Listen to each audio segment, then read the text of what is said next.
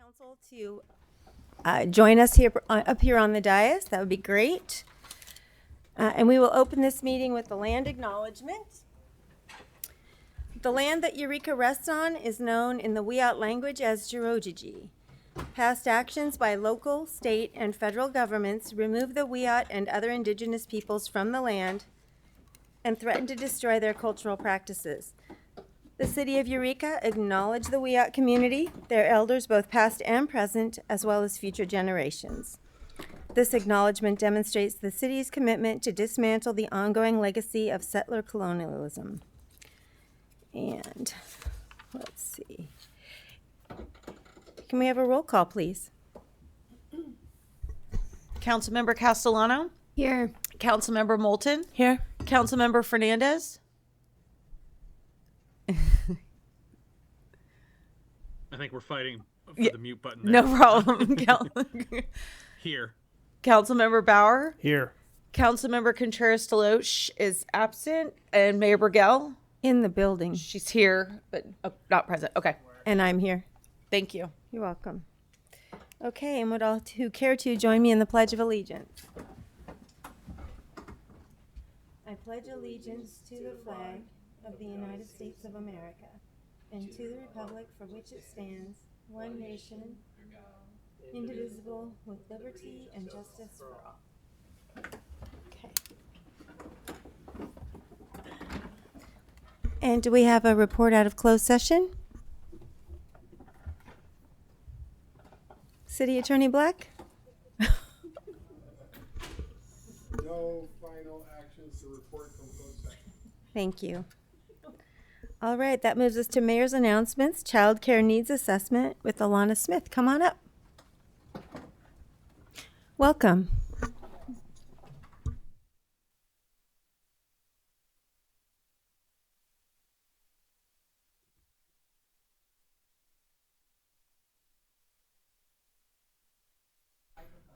Is the green light on?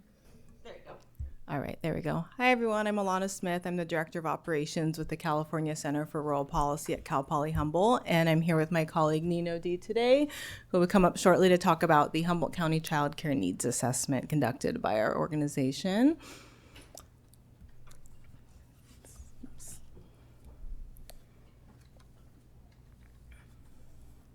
this good where you want it? Oh, I can't see it. Yeah. Okay. I was like, where am I looking? Yes.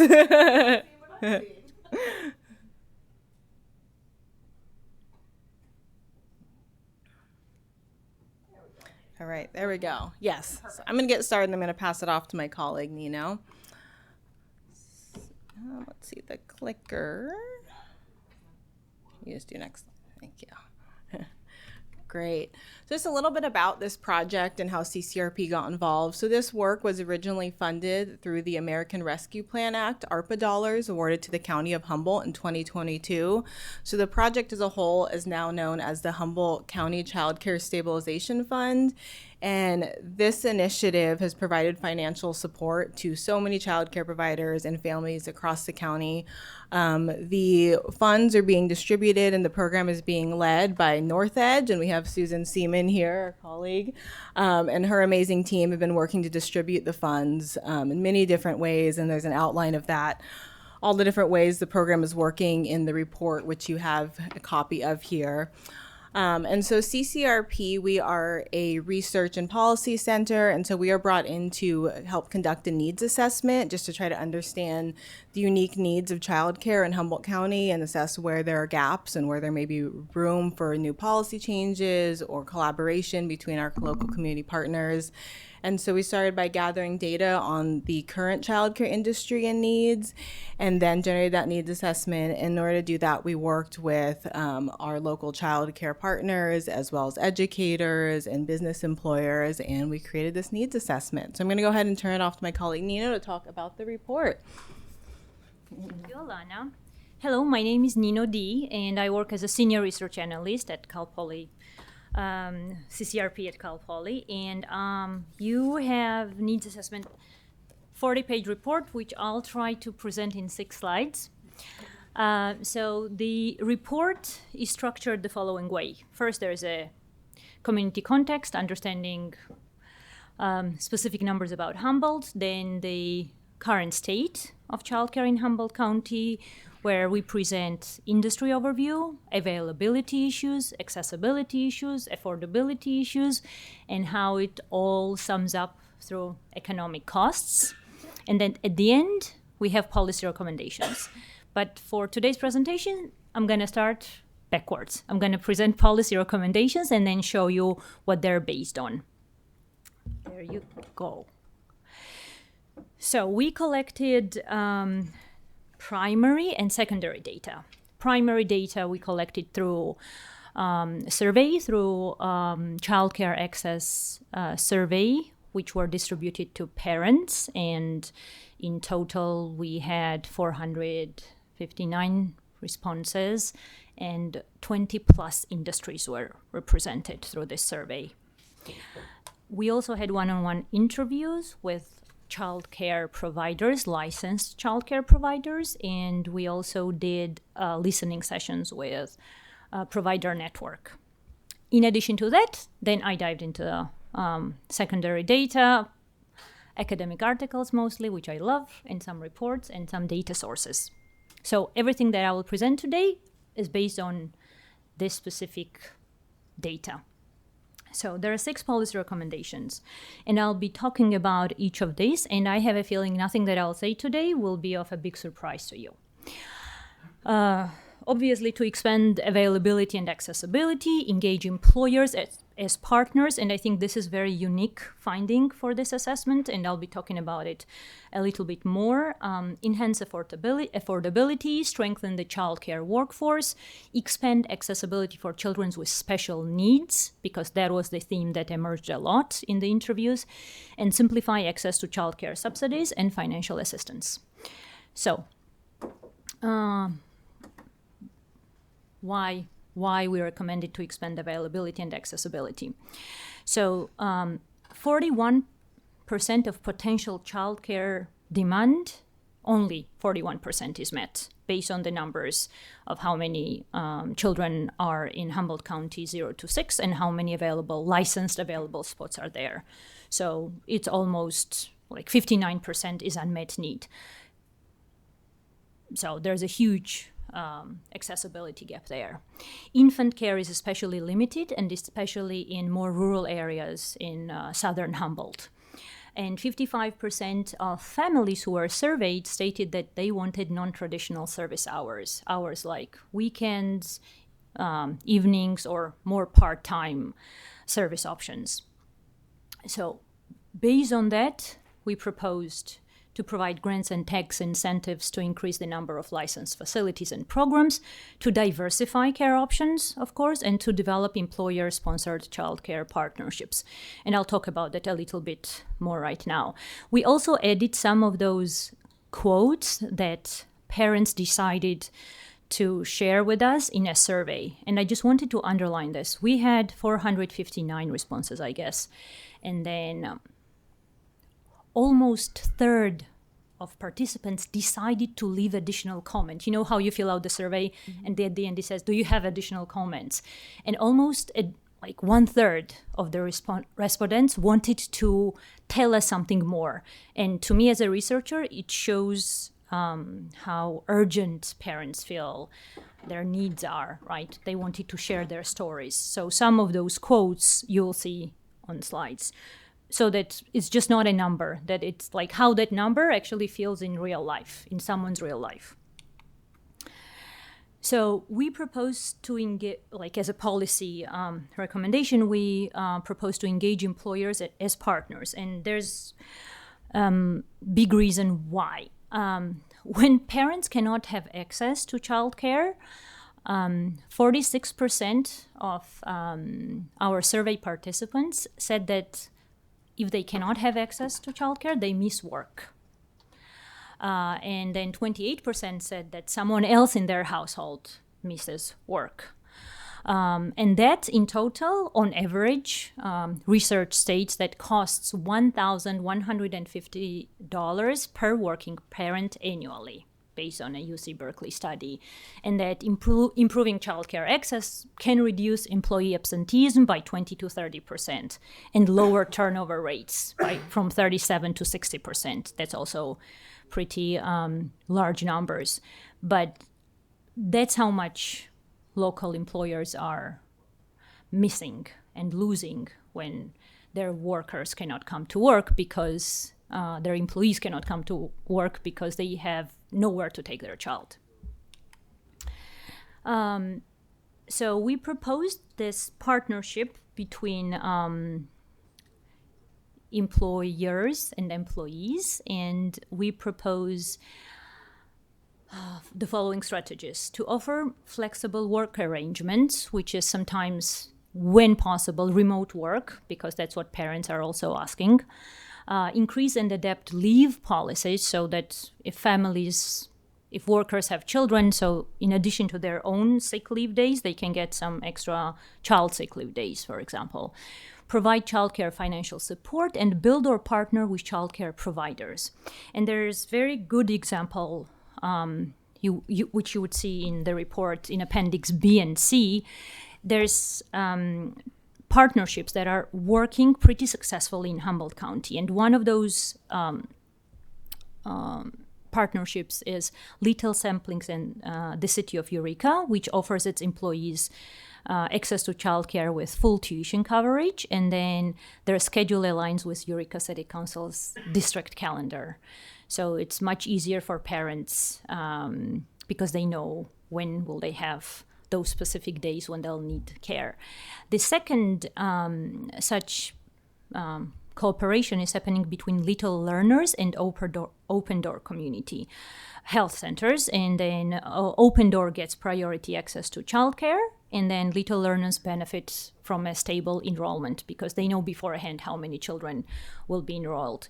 A little bit more how those partnerships work, how those were developed, what challenges they're still facing, and how they're navigating those challenges, you'll find in the report in, again, appendices B and C, which I think is very interesting. Affordability. Definitely affordability is one of the biggest challenges that parents face. So childcare costs take up to 43% of median income in household, compared to 30% of California average and 27% of national average. And what is even more shocking, I think, is the U.S. Department of Health and Human Services actually recommends that childcare costs do not exceed 7% of family income. Childcare costs, so it's even worse for single parents, single mothers, because childcare costs consume 74% of single mothers' median income in Humboldt compared to statewide average of 60%. So based on these recommendations, we propose to increase reimbursement ceilings, to expand financial assistance eligibility to support families just above income cutoffs, because that also showed up in a lot of comments. Thank you. Strengthen childcare workforce. So childcare as industry, many providers and teachers look at the industry as temporary, which leads to high turnover rates because childcare positions tend to be on the lower pay scale with limited benefits, if there are any benefits at all there. So we propose to increase wages and benefits like healthcare, paid leave, retirement, and offer tuition assistance and scholarships to early childhood education, professional development. Expand accessibility for children with special needs. Overall, in Humboldt County, 6% of households with children under 18 have at least one child with disability, compared to 3.8% of statewide. So it's higher, obviously. And there is growing need for trained staff as well. Parents were expressing their frustration how they could not find childcare places where their children with special needs would also be accepted. So we propose to increase funding for training childcare providers and teachers. Of course, in addition to facility improvements, of course, for children with disabilities, different kind of disabilities. And the last one is to simplify access to childcare subsidies and financial assistance because they're mostly underutilized because of more complex application and renewal process. So based on that, we propose to streamline subsidy process and to expand outreach and education to raise awareness what's available for them. Thank you very much. And I'm open for questions. Thank you. Do we have any questions? Councilmember Castellano? Yeah, thank you for this report. Long ago, I was a preschool teacher. Quick question. These are great policy recommendations. I'm curious who they're aimed for. Are you sharing these at the state level, or like where do you see the most change being able to take place? So our second policy recommendation was mostly focusing on businesses. We meet business representatives as well to show how their engagement and involvement can, I wouldn't say necessarily solve, but at least alleviate the burden and how much they can engage to help. So that would be one group of people for whom I think this would be pretty interesting to see, because report talks in detail what's rate of return overall. And this morning we had meeting with the Board of Supervisors so that they also understand which direction the money is needed if there is available funding, I would say. Susan will tell more.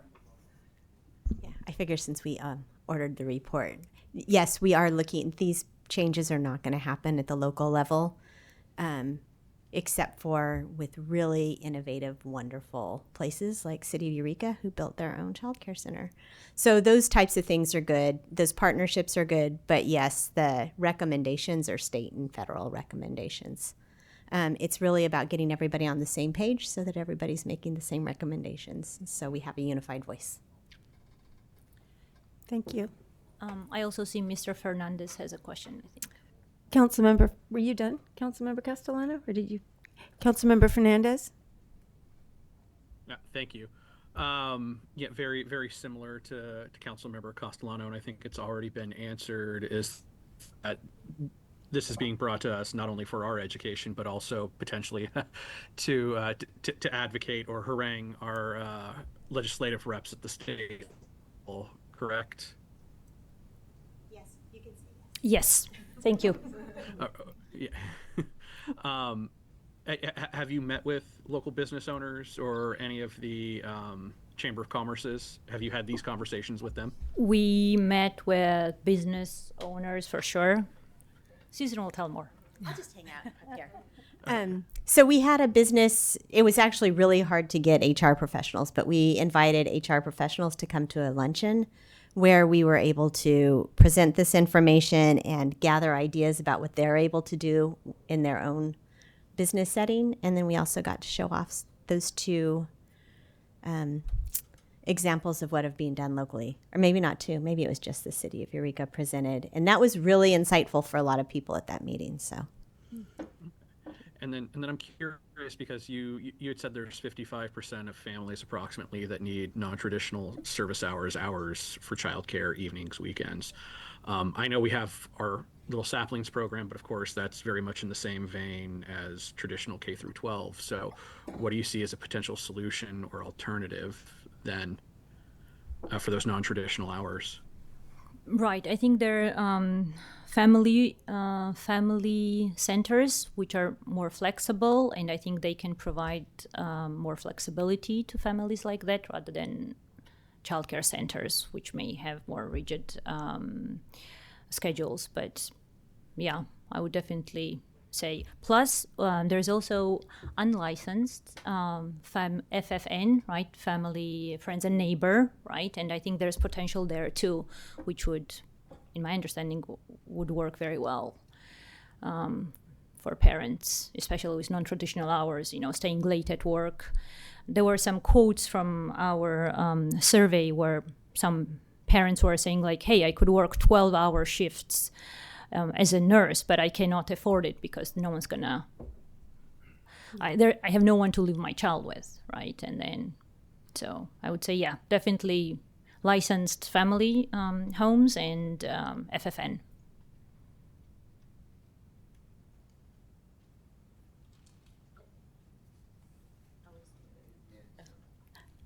Looks Thank like you. I couldn't unmute myself. No, I just wanted to say thank you for that. And it sounds like I'm hearing more of that community building, that camaraderie, especially for some of those non-traditional hours. So thank you. Thank you. Anything further? Councilmember Contreras-Deloche? I haven't gotten a chance to dig into this, obviously, but I'm excited to. And thank you for bringing this. I really appreciate it. I am curious, and maybe it's in here, if there is already been some kind of calculation tool about how much this stability contributes to an employer's overall bottom line, and how much that instability for employees takes away from their. Like I remember they did a calculation on, how much it cost when employees were underinsured. And I remember that was put out at one point, and just the amount of problems and how that kind of contributed overall economically to businesses. I'm wondering if that same kind of thing is been measured. So there is nothing specific for Humboldt County, because that would be a different study, which should be done maybe with me, but someone who has more economic background and standing. But there is pretty good numbers on page 29, actually, and page 30, where actually a study by the Boston Consulting Group in 2024 analyzed 5 companies across multiple industries and found that the childcare benefits yielded a return on investment of up to 425%. Notably, even retaining just 1% of eligible employees due to childcare support fully covered the cost of providing benefits to all eligible employees. Thank you. I think that's the angle, right? I mean, to me, is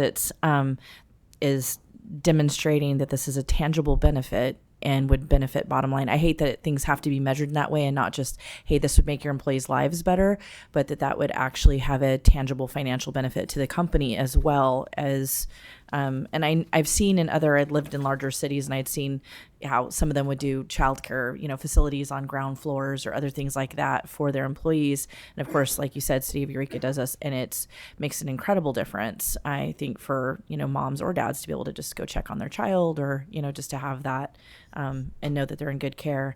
I really appreciate this. Thank you. And actually, the report starts with a reminder that childcare benefits children because of their social, emotional, and academic development, families because it allows both parents to work and increase their income. It also helps families by having better work-life balance for a lot of women especially. It benefits economy, and it benefits community at large, because there is less, when people can earn more, they rely less on assistance programs. When children go to daycare and preschool earlier, if they have any developmental issues, that's earlier to catch and to approach. So it's better for overall health and public health as well, right? So yes, of course. Unfortunately, I don't have one magic number for Humboldt, though. But yeah. I really appreciate it. Thank you. You're welcome. Anything further? So I have a quick oh, you have one, Scott? No. Oh, I have a quick question. So when you were saying, when you were mentioning the incomes of people and the percentages, you said 60% of the income is, standard for California. Was it 74, 76 for Humboldt? And then DHHS says that the income should be only 7%. Spending on childcare, that's what DHHS says, yes, should not exceed 7% of your income. And so, but what you're saying is that 60% of people's incomes is being spent on childcare at this time. Absolutely, yes. Wow. And those all sources are cited. They're all from either UC Berkeley studies or some other reports. Yes, absolutely. So I'm curious, if DHHS is saying 7%, do they have any ideas or plans on how to get to that place? Or is there a collaboration of people working together to kind of support that? I wish I knew more, but unfortunately I don't. The only thing I know is this is what people who make decisions think and teach the rest of the population, oh, this is how your life should be, and don't spend more than 7%. But again, policies and practices, unfortunately, are very far from each other. But yeah, but that number is definitely there, 7%. That's very disturbing. It is. It's very disturbing. That's why it's that's why, like, it shows the urgency, right, and the importance. I really appreciate you bringing that forward. And thank you so much for being here, all of you. Great to see you, Mayor Susan. Oh, Councilmember Fernandez, is your hand still up? Yeah, and this was more a question for staff. It seems like you all have hard copies, so I'm hoping that I can get a digital one. Yes, we will put Yes. one in your box. Okay, thank you. Okay. Actually, anybody can get a copy of that digitally by going to humboldtchildcare.org. And if you go under, I think, Childcare Champions or Advocacy, the report is there. So anybody who's watching. Great. Well, thank you so much for being here. Thank you. Wow. Okay, and that brings us to public comment. This is the time for the members of the public who wish to be heard on matters that do not appear on the agenda. City Council policy is to limit each speaker to 3 minutes. Such time allotment or portion thereof shall not be transferred to other speakers. Pursuant to the Brown Act, the City Council may not take action on an item that does not appear on the agenda. Is there anyone here that'd like to speak for public comment? Welcome. Welcome. Thomas Stewart, Eureka, California. Eureka City Schools Board meeting October of last year. 3 questions. First question, why is soil or dirt being transferred from Albee Stadium to the soccer field next to Alice Burney School? Second question, do you have a permit to move the soil? Third question, and final question, is the soil contaminated? Or, been tested? I'm not leaving the building without answers to the 3 questions. Board member told me they could not answer the questions because of the Brown Act. And so after the meeting, 2 supervisors came over and told me that the next day they'd have the information. I said, isn't it here in the office? They said, yes. I knew they don't know, I research a lot. I knew they didn't have permits to move anything out of Albee Stadium because of the state agency that regulates them, okay? So I was arrested. I got a call from a person in a neighborhood 3 weeks ago. They were dumping dirt there again that stinks, contains debris, and just a week ago, a man, or just last week, a man with a metal detector found lead. Okay, this is an illegal transfer of dirt from Albee Stadium to soccer field. A very large semi-truck which dumped dirt on the opposite side of the field left irregularly, according to a neighbor in the neighborhood. That was the truck that killed the bicyclist on Harris and Union Street. You can go to Black Belt, Redheaded Black Belt. You can do Kim, anyway, her website, and do a search for bicycle caught under the wheel of a truck trailer, okay? If this was properly addressed last year, the gentleman might have been doing something wrong because he's going against traffic, okay? But he wouldn't have died here. So now the trucks, some big, huge semis are going down the street next to Alice Burney. So if we have a parent or a child killed, okay, or this debris the dust is blowing everywhere, okay? So the truck's all the way from Albee Stadium there. I'm gonna give you a picture of this. So the dirt on the wrong side here where the truck went the wrong way, and then all of this new dirt, and then the last year's dirt, okay? So please do something. I'm gonna leave you with the contact number that the state agency gave me last year. I'm not a policeman for them, okay? So somebody needs to call them and explain to them what exactly I explained to you before some other people die, okay? Or get sick. Thank you for your time. Thank you. Come on up, Joanne.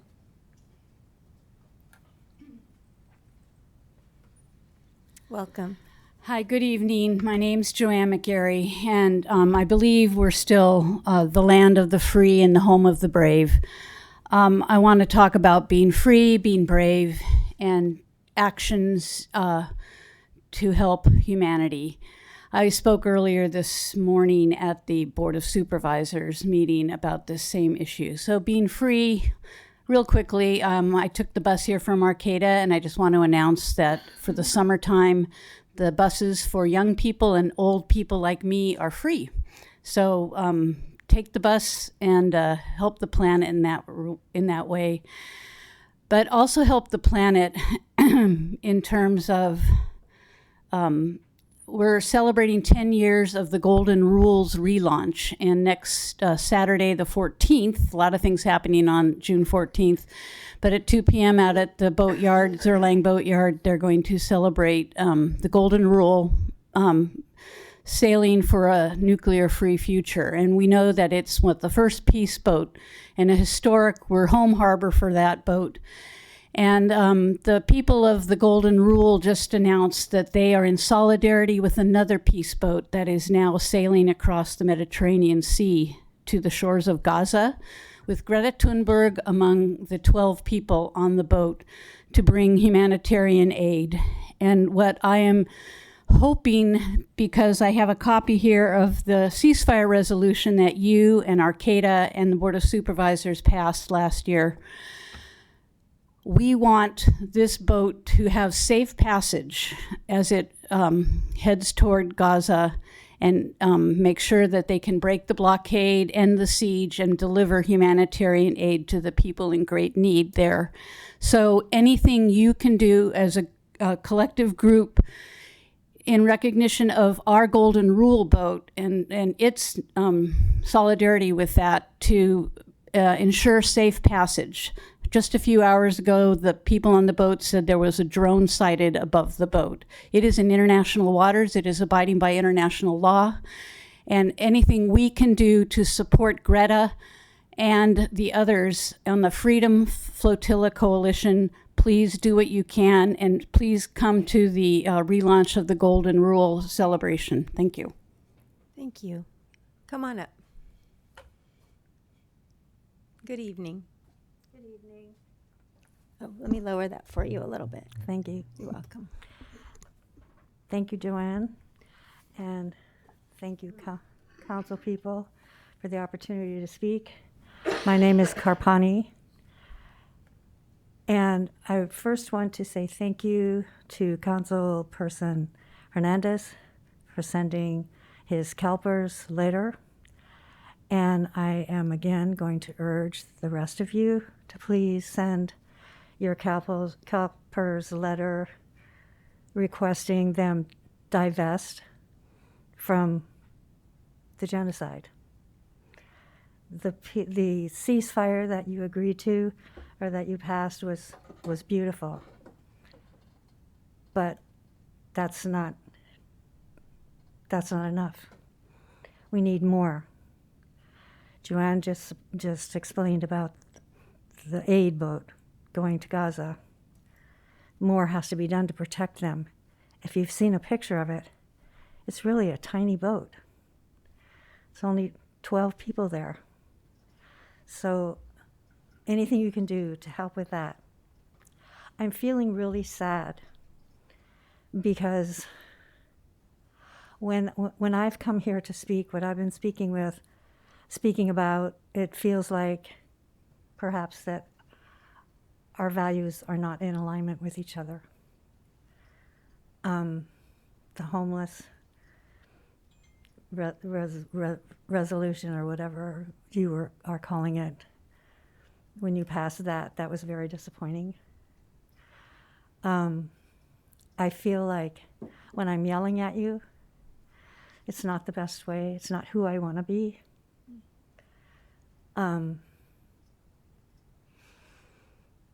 And I really don't know what it will take for a genocide that we're watching now for, 21 months, will have enough of a meaning to make everybody do anything and everything that they can one thing isn't enough to just say, I did that. Because in the end, it's the children. They're the target. I don't know if you understand that. Thank you. Thank you. Okay, is there anybody else in chambers that would like to speak? Seeing no one, we'll go over to Zoom. Ellen? Hi, City Council. I'm also calling tonight to ask you again to please send that letter to CalPERS. You are all invested in CalPERS as public employees, which means that you are all invested in genocide. And actually, genocide is no longer the correct word. We should be just calling it plainly a Holocaust, because that is what is happening. It is day 606 of this Holocaust. 58 Palestinians at least were killed in Gaza today. The Israeli army committed another massacre at the quote unquote aid site that is being run by American mercenaries and the Israeli military. They killed 27 people today and wounded 90 today in Rafah at the supposed aid distribution center, bringing the total death toll to at least 102 people in 8 days. We've seen video after video of people explaining that they arrived, they were shot at, they didn't receive any aid. It's a total sham, and it is our sham. It is the United States and Israel hand in hand. And you, for all of our disagreements, I know that you are all good people and you want to do the right thing. All I'm asking you to do right now is send an email that's already written for you. That is your right as someone who's using CalPERS, and I believe it is your duty. I don't, like Carpani, I don't know what else to say to you.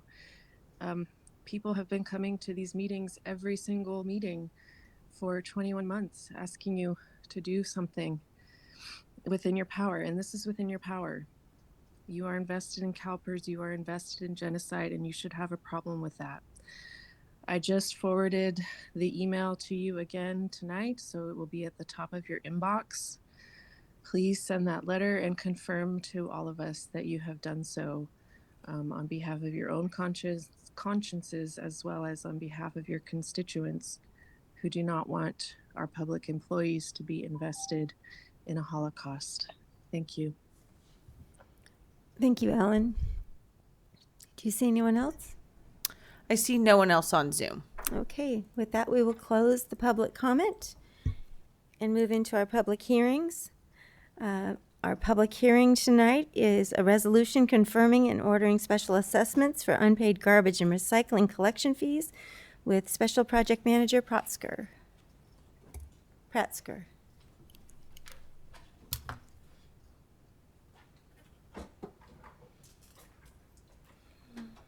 One moment.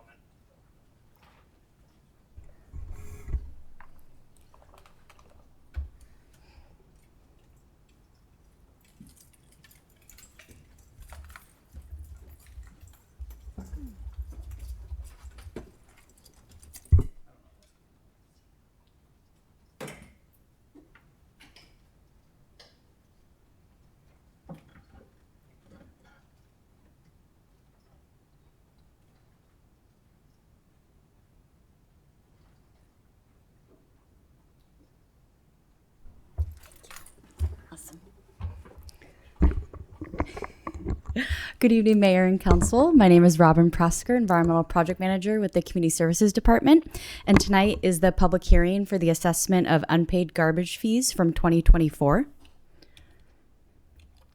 For a quick background, Eureka has mandatory curbside garbage and recycling, and it is the property owner's responsibility to comply with the ordinance, not the tenant's. Delinquent accounts are to be collected in the manner described in California Government Code Section 25831, which establishes the procedure to record a lien or special assessment against a property. Delinquent accounts tonight are from 2024 and have been unpaid for a period of 60 or more days after the date upon which they were billed. And all property owners were sent a final notice on May 9th, which was not less than 10 days prior to the date of this hearing. Property owners also received monthly notices of delinquent accounts. As of May 22nd, there are 233 properties on the list. Staff does receive returned final notices, and those property owners who did not receive that final notice will not be included in the final report sent to the county auditor. For the property owners that have received the final notification and have yet to resolve the unpaid balances associated with their property, they'll still have 20 days from tonight's hearing to make arrangements to pay if council approves staff's recommendation.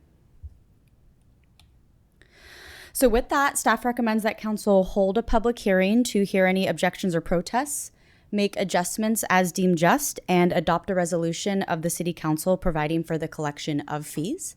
And staff are available for any questions. Do we have any questions? Okay, seeing none, we will excuse me, Councilmember Fernandez? Thank you, Mayor. I know this is a drastic decrease in the amount of liens from last year. I think last year we had just over 400. This year it's 233. And I'm curious if there's any explanation or any insight into that you could provide into how that's been achieved, why there might be a decrease.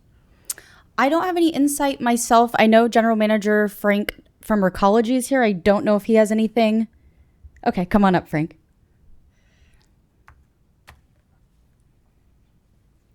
Hi there, welcome. Honorable Mayor, ladies and gentlemen of the council, Councilman Fernandez. The frequency of outbound mailing has significantly increased over the last few years. I mean, working in partner with city staff, we've been able to centralize some of our mailing and increase the mailing, and then switching to a different APN tracking mechanism for Recology has improved the ability for us to update our records. And so people are getting a lot more notices and taking a lot more opportunity to get those old debts resolved. And so bottom line is there's been a better attempt at least communicating or letting folks know that they might be behind or in arrears? Absolutely. Absolutely. Okay. And it's going to continue to grow in the future. Okay. And then again, looking at last year compared to this year, I know that there's been the overall amount too has decreased from, I think it was close to 200,000 last year and maybe just over 100,000 this year. But there's some wild variance between the lowest amount and the highest amount. One account, I think, being around like $3, with the highest being around 11,000. Again, any insight into how those have gotten as high as they? There's some interesting stuff that you find out as you're going through individual accounts, and you see some folks that are kind of repetitive leaners, where they kind of end up on the list every year. It's as varied as you can imagine, from folks that have maybe inherited a business and inherited the trash bill, or someone who has gotten sick and gone to the hospital and the trash bill may not be the first thing on their mind, to folks that just don't pay their trash bill every year and go to lien. So it's kind of it's as varied as you can imagine. Yeah, thank you. Okay, anything further? Okay, seeing Thank you. no one, thanks for coming up. We will open this public hearing. Is there anyone here who's come to comment on this item? Seeing no one in chambers, we'll move it over to Zoom. Brittany? Hi there, I'm Brittany Britton. I'm a live in City of Eureka as of August of 2024.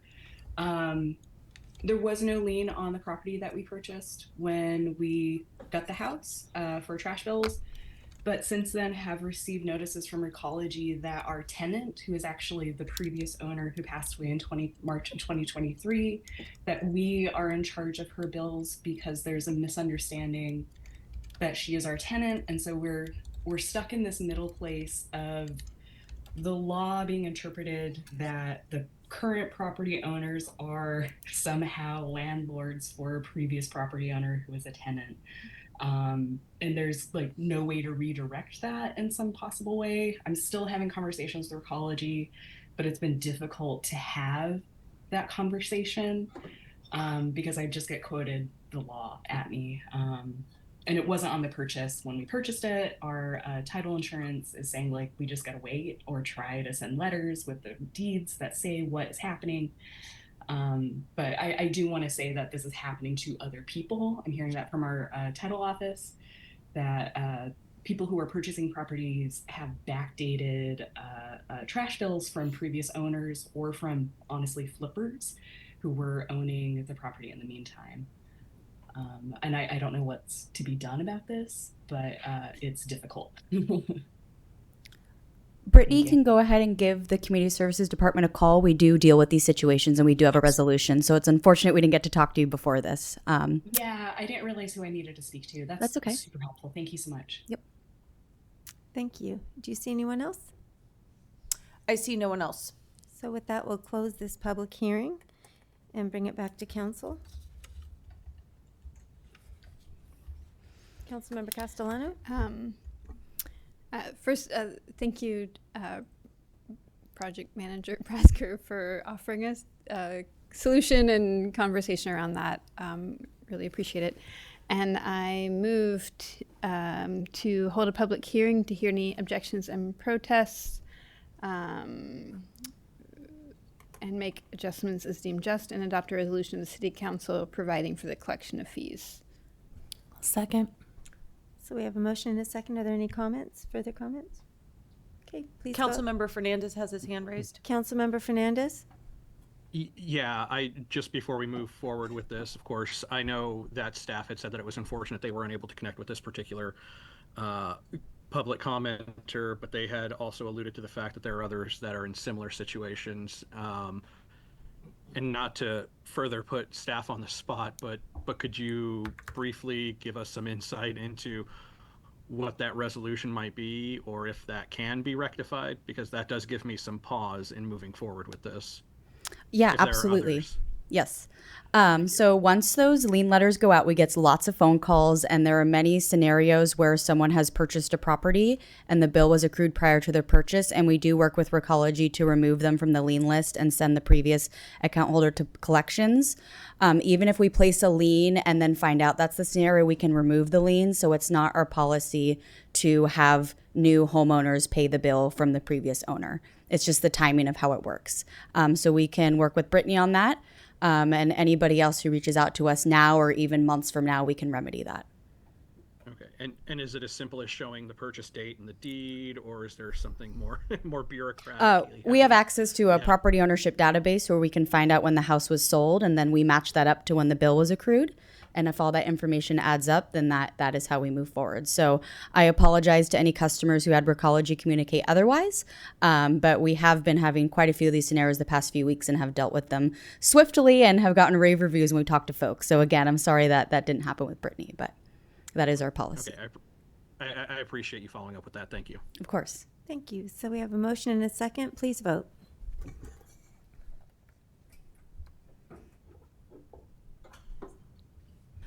Councilmember Fernandez? Aye. 5 yes votes, motion carries. Okay. This moves us to the consent calendar. All matters listed under this category are considered to be routine by the City Council and will be enacted by one motion. Pursuant to City Council Resolution 2011-22, if a member of the public would like an item on the consent calendar pulled and discussed separately, the request shall be made to a council member prior to the meeting. Unless a specific request is made by a council member, the consent calendar will not be read. There will be no separate discussion of these items. And I believe there may be one item to be pulled. Is that correct? Councilmember Fernandez? No, we're good. We're good. Okay. So, Councilmember Contreras-Deloge? Which one? F2. Okay. Great. Thank you. All right. So if we could get a motion to approve the balance. So moved. Second. Great. Please vote. Councilmember Fernandez? Aye. 5 yes votes, motion carries minus F2.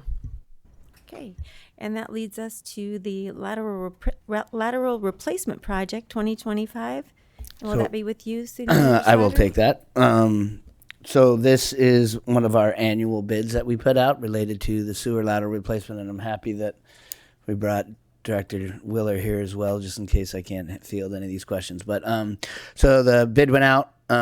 We received responses prior to the bid going out because of the discussions that were had during the previous fee schedule hearing. Staff met with Humboldt Association of Realtors. Staff called and reached out to contractors trying to put this bid out. As a result of those conversations, we made some adjustments to the bid. What we did is, and I don't know if this is getting to the weeds, but prior bids that we had put out related to laterals, they would include what's called the T. The T is the point of connection between a lateral and the main. And when we did those previously, we made that a part of the project in the bid. So in other words, the cost of replacing the lateral as well as that T connector was also in there. After discussions with the contractors, they felt that that could help with the price and the costs associated with it, which in turn would help with the fee in lieu costs. We removed that as a part of this bid. We put it out. We received responses, and Mobley Construction was declared the lowest bidder. The next step in the process, this item here is just to award it to the lowest responsive bidder. But the next step in the process is to go through the numbers, calculate the averages based on this bid, and then coming back to council with the fee in lieu for the next fiscal year once that's calculated. So if there's any questions, staff's available for Do we have any questions for City Manager Slattery? Councilmember Contreras-Deloach? I don't have a question, but I had constituents ask, and you'd given me a really good explanation, and so I wanted to have you do that on the record. Thank you. Yeah, and we do plan, right now the tentative plan is to bring the budget back to council at the next meeting, and then the fee schedule would come in the first meeting of July. Prior to that meeting, we do plan on meeting with the subcommittee with the Humboldt Association of Realtors to have a similar conversation with them prior to that. Great, thank you. Okay, seeing no further questions, we'll open this item up for public comment. Is there anyone here in the public that would like to comment on this item? Seeing no one in chambers, we'll look over to Zoom. You see anyone? I see no one on Zoom. With that, we'll close the public comment and bring it back to council for a motion and a vote.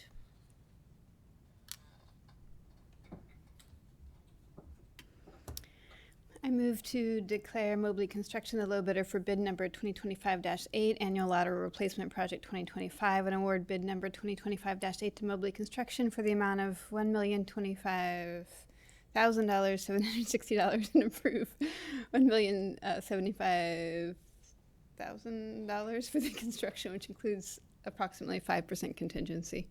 Second. Any comments? Please vote. Councilmember Fernandez? Aye. 5 yes votes, motion carries. Thank you. This brings us to legislative action correspondence. Councilmember Contreras-Deloach? Yeah, there is something. Let me pull it up really quick so you don't have to. It is an assembly bill. It's crossed over. Let me see what the number is. Hold on one second. I think it's 1378. Yeah, it's AB 1378. This is sponsored by Assemblyman Chris Rogers, which is our assembly person. This bill is to expand and clarify agreements between social services and Indian tribes. I'm not sure how where council is that historically there's been a disproportionate number of Native children end up in foster care, and there's a number of reasons why that happens, but a lot of it is inequity and disparities that shouldn't be there. There's the Indian Child Welfare Act, or ICWA. There's a number of laws that have kind of been passed over time to kind of try to address some of these inequities, but there are other things. This bill would require that there be other, there's a how do they put it? It would allow tribal agencies to receive administrative funds, and they could use legal representation. It would give them to be able to, it would allow them to use family first prevention techniques so that they could try to prevent children from going into the system at all. And they could remain with their families or remain within their tribes. And it actually is a bipartisan supported bill.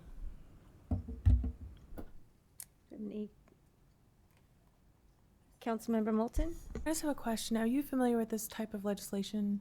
Do you know if it prioritizes sibling pairings or extended families? I don't know if it. I know typically in foster care they always are going to.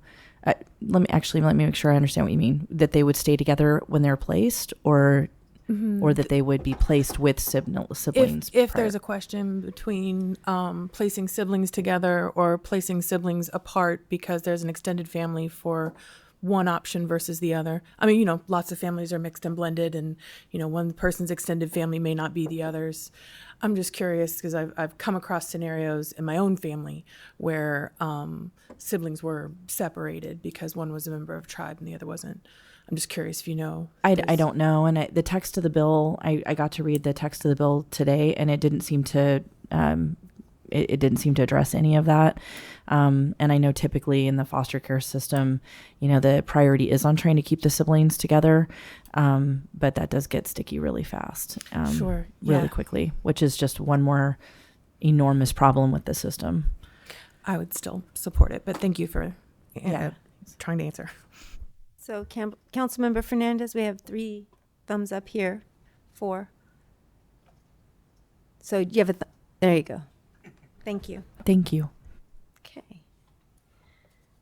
So this will take us to future agenda items.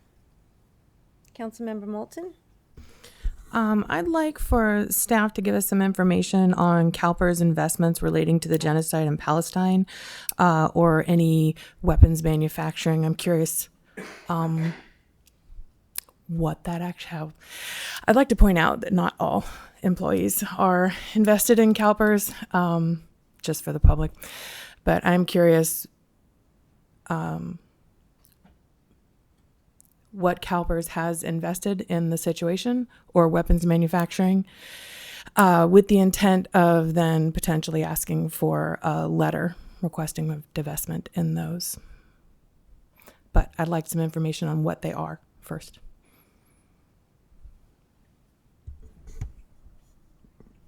I'm just asking for a report. Okay, yeah. Okay, so we've got thumbs up all around. Yep, all around. Councilmember Castellano? Thank you. It's Pride Month, and so I don't know if we have a proclamation on our next agenda, but I would love to have a proclamation, whether someone else brought us one or not. And several years ago, council members dressed in kind of rainbow colors. I think that would be really fun to do again. Just putting it out there. And then I am a big fan of the Golden Rule, and I would love to have either a proclamation or a presentation about what they're up to and kind of celebrating their achievements come before us. Okay. Just for clarity, I assume that's for both items. Yeah. Is your hand up, Councilmember Fernandez? Yes. May I? Yes, you may. Oh, okay. Yeah, I'd like to have a report, if any, available on our use of Avelo Airlines, and then possibly. Oh, excuse me. Sorry, Councilmember Fernandez. We'll get to that next. Did you have a thumbs up or a thumbs down for what Councilmember Castellano brought forward? Oh, that was a thumbs up, and then. Okay, great. Now go ahead. Yeah. Go ahead. Okay. Going back Thank to you. that then is asking for our use of Avelo Airlines and then possibly not using them any further until they're no longer in contract with ICE.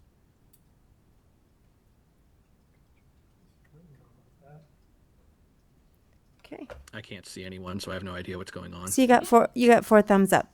Okay, thank you. Mm-hmm. Okay, anything further?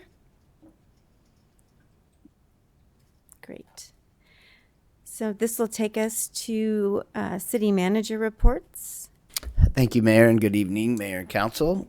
Tonight, we are going to have an update on the Fresh Start program that Director Millar had brought to your guys' attention at a previous budget discussion. So, welcome, Director Millar. Good evening.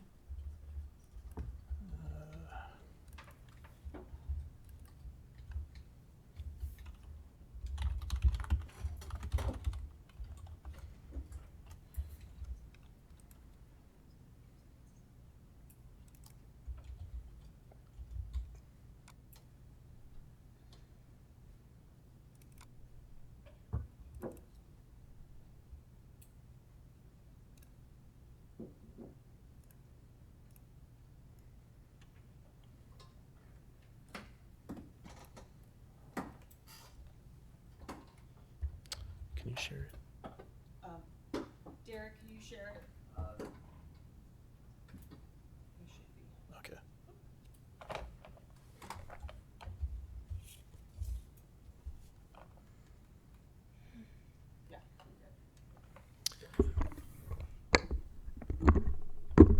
So I requested to do a city manager report tonight because of the timing with the budget, as well as the deadline of June 30th to initiate a fresh start.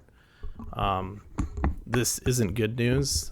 So after working with CalPERS, let me back up a little bit. So what is Fresh Start? So Fresh Start is an option that CalPERS provides to cities or municipalities to essentially change the schedule of their unfunded liability payments. Here's a graph of our future unfunded liability payments. This includes the city as well as Humboldt Bay Fire. I'm going to zoom in. But the reason why I started to look into this option that they provide is because of the schedule of payments going into the future. You'll notice this big increase between the two entities. We're looking at over 1.8 million in above where we're at today. So obviously, if they offer scenarios where we avoid this increase, I was going to take advantage or at least look into it.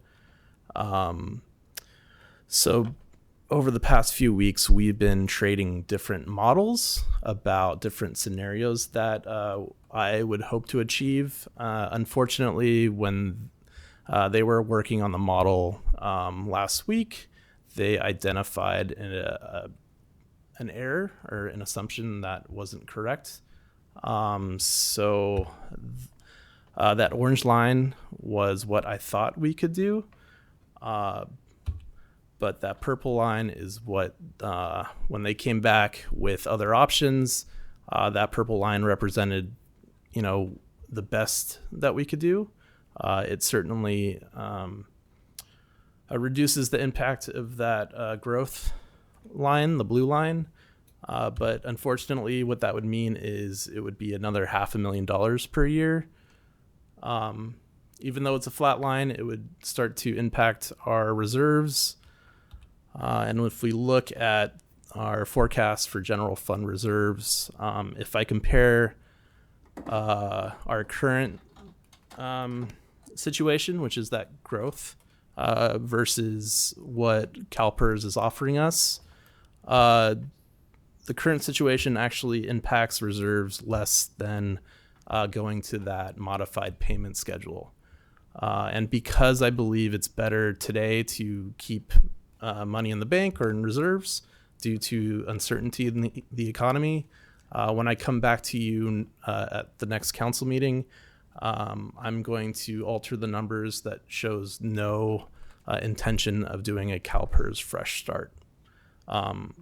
This isn't something that goes away this fiscal year. We can continue to look at strategies to help with this situation. A few years back, we looked at pension bonds. I don't think we'll be looking at pension bonds anytime soon, but because of the size of this debt, we will continue to look for strategies that helps minimize the impact. So that concludes my report for tonight.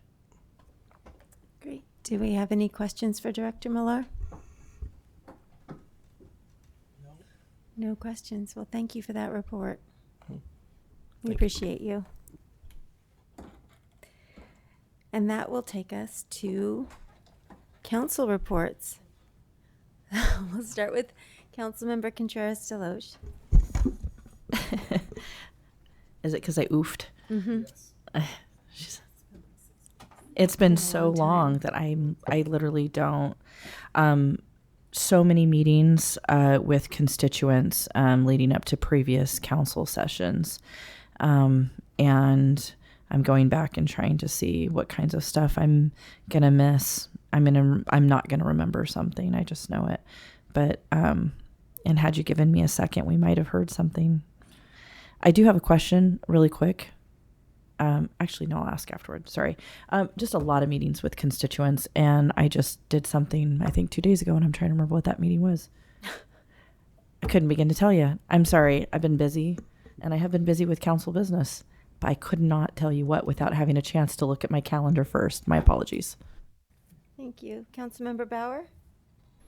Yeah, thank you. It has been 4 weeks or something since we've done this. So, oh boy, had a JPA meeting not too long ago, about a month ago, I guess. County 2x2 meeting, county and city staff or city council members. We met. I had an RCEA meeting, and I got to see some of the kinetic sculpture race, just when they were coming back into Eureka, which was great. Went to the Forest Moon Festival. Want to thank zoo staff. It was a super fun event. Had a great time there, and they're doing a great job making our zoo.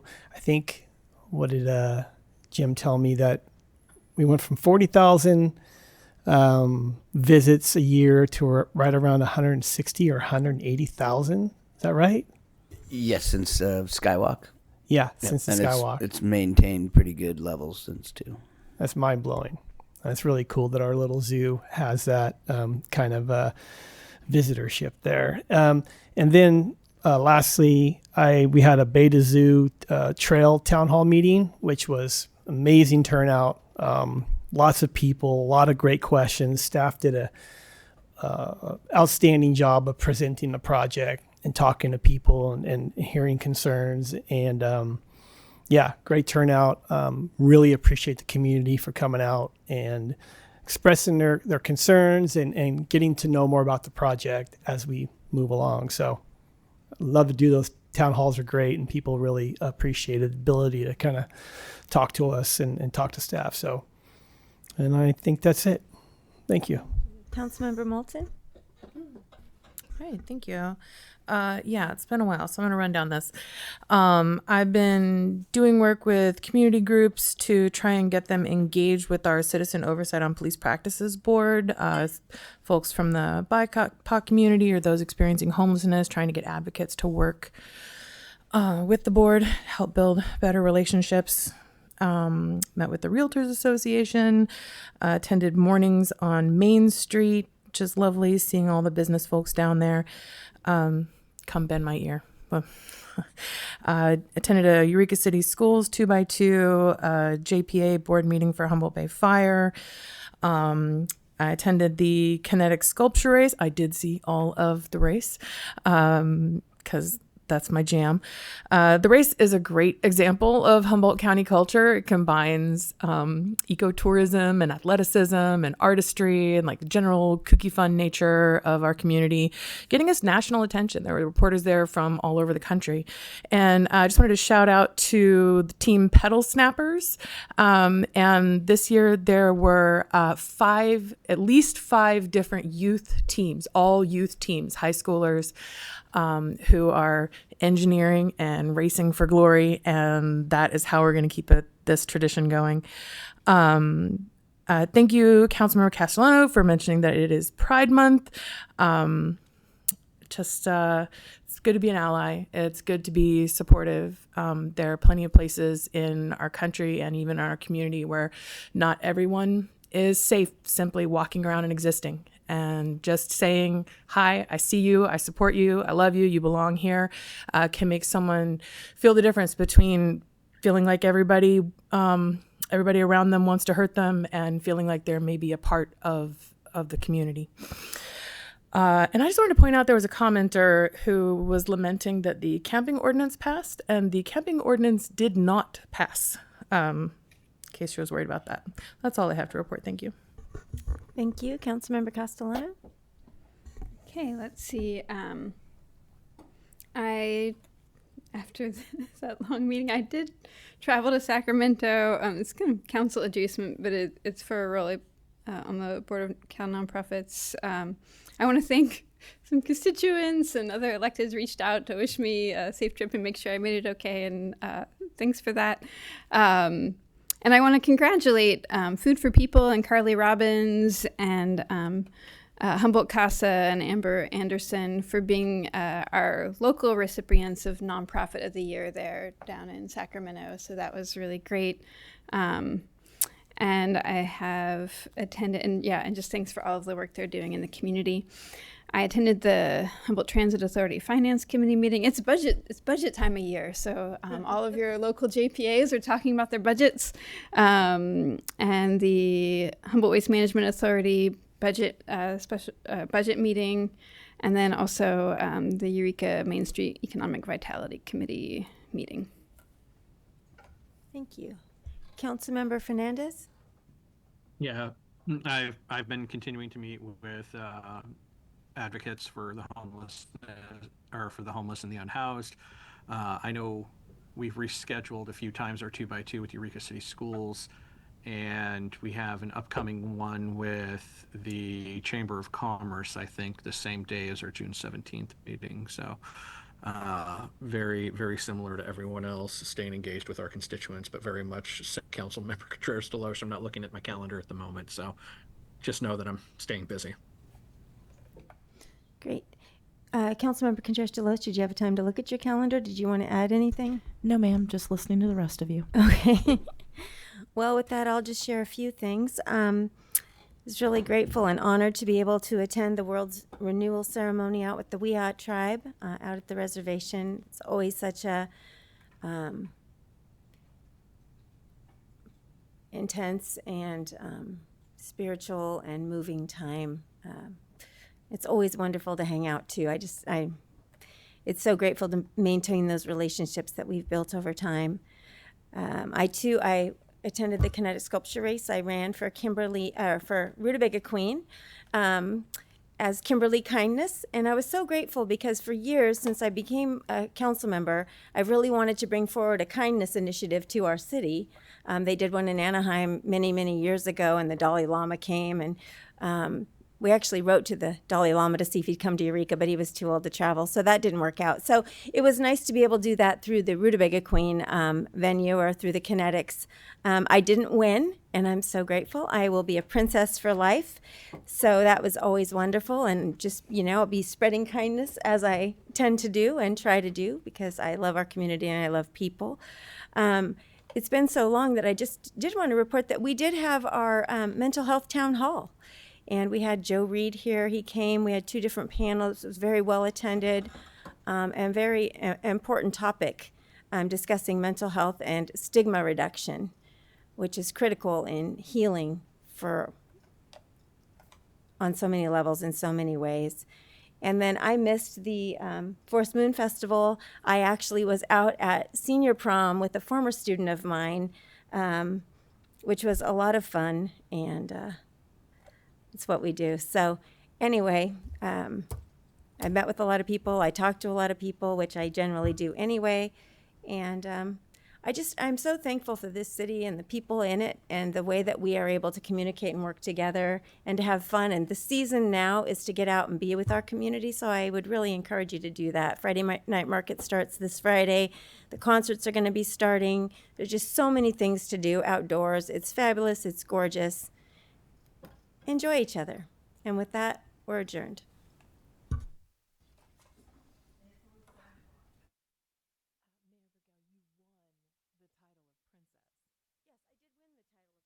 That's a win. That's a win. You won. Princess for life.